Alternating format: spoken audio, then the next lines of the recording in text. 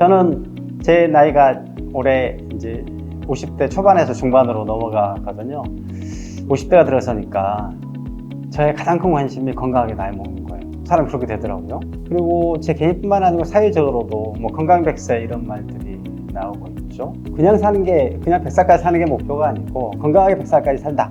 이게 이제 그 사회적인 어떤 뭐랄까요, 욕구로 이제 커가고 있는데, 건강하게 100세까지 사는 건 절대 쉬운 일이 아니에요. 우리나라 전체적으로도 건강 수명, 그러니까 병원이나 약 신세를 지지 않고 건강하게 팔팔하게 사는 수명이 오히려 줄고 있어요. 기대 수명은 늘어가고 있는데 건강하게 100세까지 산다는 게 절대 쉬운 일이 아니에요.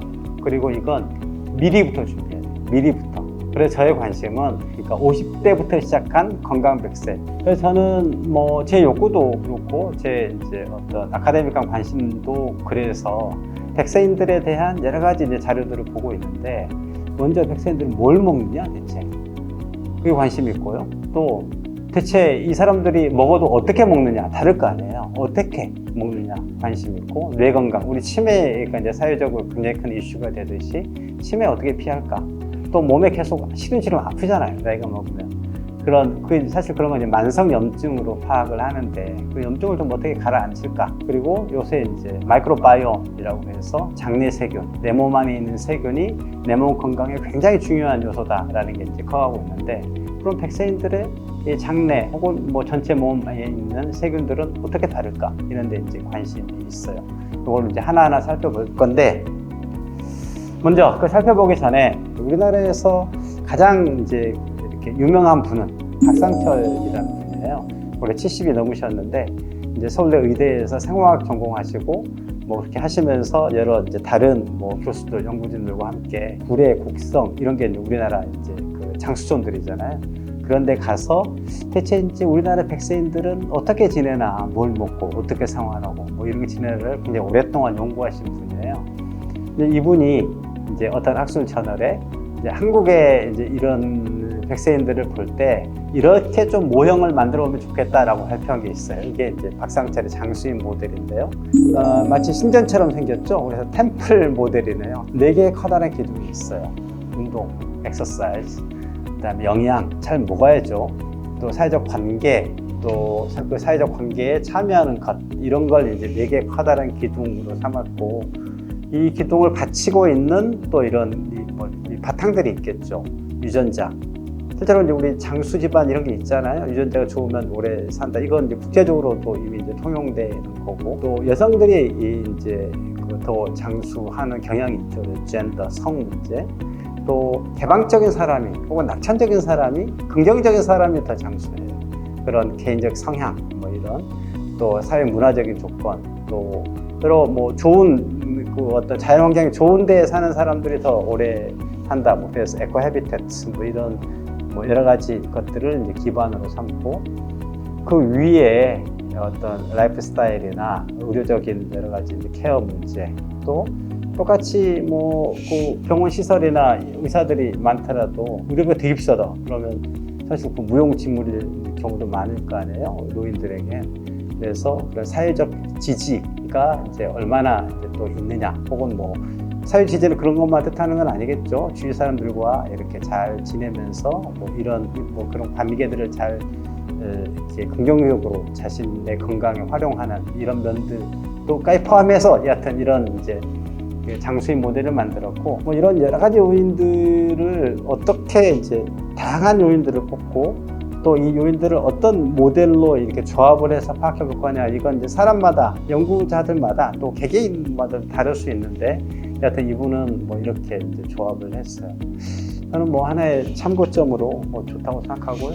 한국인들을 대상으로 아까 그 박상철 교수님 팀이 이제 구례 곡성에 주로 사시는 이제 100세인들을 쭉 다 돌아다니시면서 이제 어떻게 드시나 이걸 파악해가지고 모아서 2010년에 이제 논문을 내셨더라고요. 그걸 보면 한국인들의 100세인들은 육류가 한 6% 정도 드시고, 계란까지 포함해서 생선을 약 5%쯤 드시고, 또 그 우유나 이런 걸 한 2%쯤 드시나요?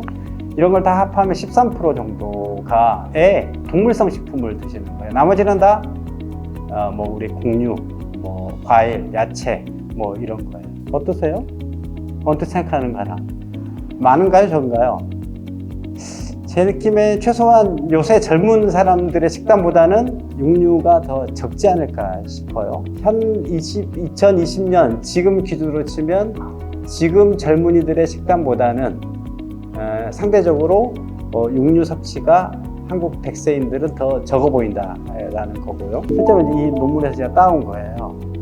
육류가 12.9%네요, 정확하게. 그리고 그 대신에 김치로 표현되는 이런 김치가 대표인 이런 야채류, 해초류, 뭐 이런 거, 과일, 소이빈, 퍼멘티드 푸드, 이건 이제 콩 발효한 거니까 된장류 이런 거겠죠. 이런 유들이 합해 보면 이 동물성 식품보다 훨씬 더 많은 비중을 차지하죠.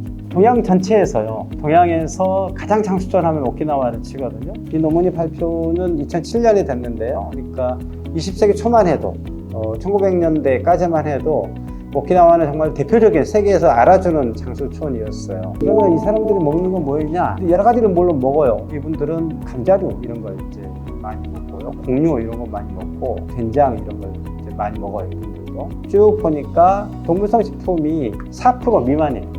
그러니까 고기, 생선, 계란, 우유 제품 이런 거 다 합해도 4%가 채 되지 않더라고요. 훨씬 더 적죠, 우리나라보다. 그리고 전체적으로 봐도 굉장히 생각보다 적지 않아요. 중국 사람들은 사실 더해요. 중국 사람들은, 저도 이거 보고 놀랐는데, 이건 2001년에 발표된 거예요. 물론 요새는 또 달라졌을 거예요. 중국 사람들의 또 워낙 경제가 빠르게 발달하면서 돼지고기 많이 먹는다고 하잖아요. 근데 이제 2001년에 말하자면 1900년 후반때까지만 해도 중국의 장수인들도 97%가 넘게 현재 식단에서 채소류가 차지하는 비중이 97%가 넘는다. 그래서 사실 좀 놀랐어요. 그에 비해서 미국에도 장수촌이 있거든요. 캘리포니아에 있는 로마린다라는 데인데, 여기에 사는 장수인들을 보니까 이 유제품이 10% 정도 되고요. 우유, 치즈 뭐 이런 거겠죠. 그리고 고기류가 4% 정도 되고, 생선류 1%, 계란 1%, 뭐 전체 쭉 다 해보면 상대적으로 육류 혹은 동물성 식품이 상대적으로 많죠. 제가 말씀드리고 싶은 것은 같은 100세인들의 식단이라고 하더라도 동서양의 차이가 혹은 지역마다 차이가 있다라는 거, 이게 자연스럽다라는 거예요. 우리들의 인식 속에는 어떤 장수 식단이라는 데에서 육류가 차지하는 비중이 인식 속에는 사실 더 과대평가가 돼 있을 수 있다라는 거예요. 이 말씀은 장수 식단이라 혹은 우리가 건강하게 100세까지 산다고 한다면 최소한 지금의 젊은이들보다는 상대적으로 육류의 비중을 조금 낮출 필요가 있지 않을까라는 게 제 생각이고, 더 높여야 될 것은 김치.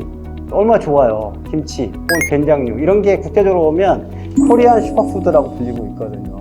이런 것을 조금 더 높일 필요가 있다. 이 이제 박상철 교수님 팀들도 한국인들의 이제 쭉 다 100세인들을 조사해 봤더니 그렇게 높다라는 거예요. 채식류, 그리고 그 중에서도 된장 뭐 이런 게 되게 높아서, 그러면 혹시 이렇게 채식이 많으면 영양소가 결핍되지 않을까?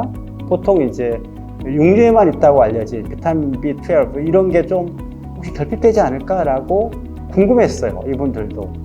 그랬더니 실제로는 이게 결핍되지 않다라는 거예요.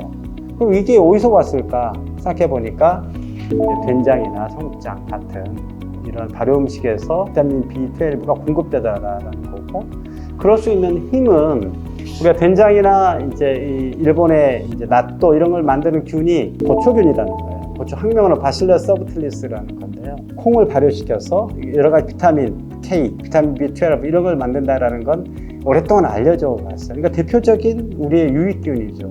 우리 인간은 진화 과정 속에서 자연스럽게 그 동네에서 나오는 어떤 제품들을 발효시켜서 먹는 것이 불가피했어요. 냉장고 발견 전까지는 음식을 보관해야 될 거 아니에요. 그럼 그냥 보관하면 이게 뭐 그냥 그대로 이렇게 신선한 상태로 있을 수는 없으니까 뭔가 주위에 자연스럽게 공기나 아니면 뭐 풀에 있는 이런 세균들에 의해서 뭔가 이게 변형이 될 텐데, 이 중에서 뭔가 인간에게 맞는 것들만 지금 남아있을 거 아니에요. 유럽에서는 이게 낙농을 많이 하니까 우유를 발효시키는 락토바실러스 계통의 유산균들이 많이 발달한 거예요.